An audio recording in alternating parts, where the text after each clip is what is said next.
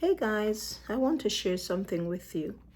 I have so many books that I've collected over the years and just haven't had time to read. Look at this one, 25 cents, which means I got it at a Goodwill.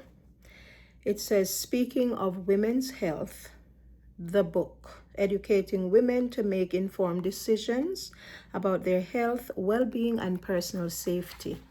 So I was just looking through this book, and there's a chapter on good stress and bad stress.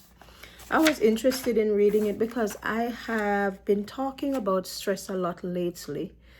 For instance, Abby and I, my daughter and I, we talked about how she was telling me that somebody said Caribbean people tend to just function with stress. There's a name that she called it, and I cannot remember a term. But it's something that really made me think about it because I found it to be quite true that we just function with stress as a part of our normal lives, and that is just horrible. And so I've had, for one reason or another, I've had occasion to talk about that a lot lately. So anyway, so I was drawn to this chapter. It's chapter 7 in this book. And this chapter on good stress and bad stress, first of all, it defines stress, right?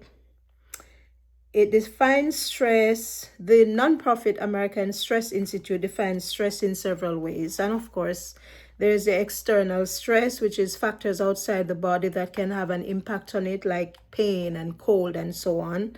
Won't go much further into that. There's internal stress, which can be physical, like infections and hunger, or it can be psychological, like intense worry and so on. But here's what I found interesting.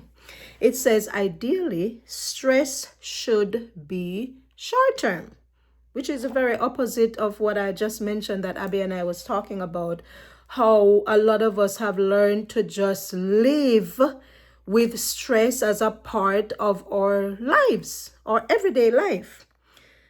Ideally, stress should be short term. It should be something that you learn to deal with, and then it goes away. Operative phrase, goes away. If the room becomes too hot, open a window and the heat dissipates, taking the stress of the heat with it. If poor working conditions wear you down on the job, talk with the supervisor and work toward an improvement plan. So it's not supposed to just continue indefinitely.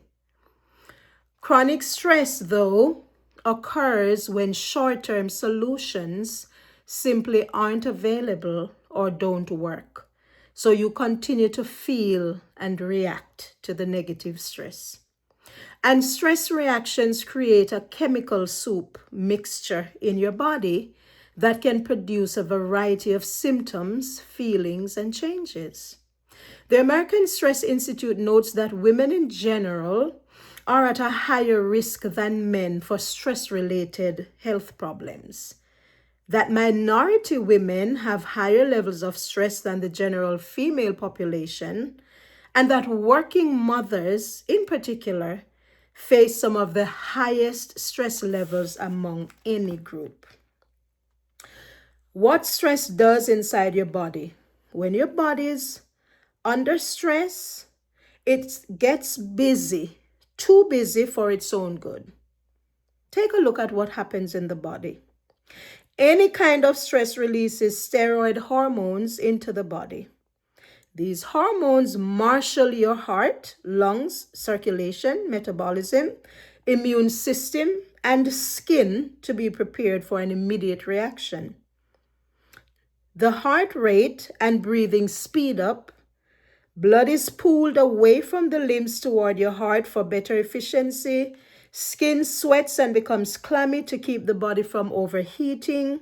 White blood cells are sent to the body's front lines in case of injury. And your body's ability to digest food shuts down temporarily because it wants you to focus on removing yourself from danger. That is very interesting. And then thirdly, chemical messengers called neurotransmitters flood the body, triggering feelings and reactions. You may sense fear. Your vision and hearing will be more alert. Your memory may be affected because the body wants you to react quickly, not intellectually. But if the stress doesn't go away immediately, your body stays in a constant state of readiness, continually pumping out hormones and chemicals intended to keep you on edge. Over time, your organs, tissues, nerves, blood cells, and entire systems can begin to wear out from being overstimulated. That word has become very popular lately. And as they begin to malfunction, they become imbalanced and out of whack. In short, stress can make you sick. What chronic stress can do inside your body? Stress itself is often thought of as an entity that is hard to pin down. It's something out there, not truly definable, usually caused by something else. But research shows that stress can create very physical symptoms if it's left unanswered or unheeded. Among these, and it's a lot, but I'm going to read them.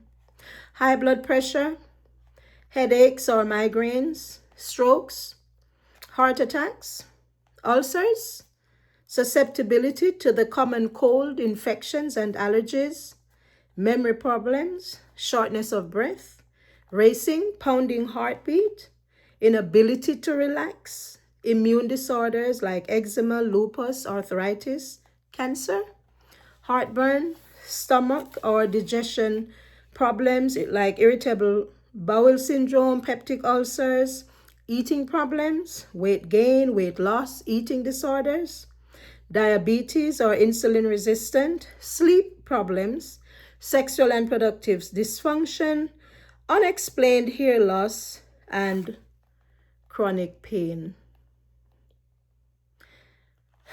I'll save the rest for another time. This is really good. I'm going to read this whole chapter. It talks about managing stress, which is important. If you're going to talk about a problem, you need to have a solution, right? But it's just important to me that it was important to me that I share that, because I've really been talking about it lately, because it just kept coming up in conversation that so many times and I'm definitely one of that we. I'm one of the I make up one of those people for sure, where we have become used to kind of living in stress mode. That's not good. That is not good at all. And so just remember what I read earlier, that ideally stress should be short term. Okay, so I'll share some more another time, but as I said, it's meant to be short term. So just think about your whole life and your own life, and ensure that you have not, or you're not on your way to normalizing just living with stress. Good night.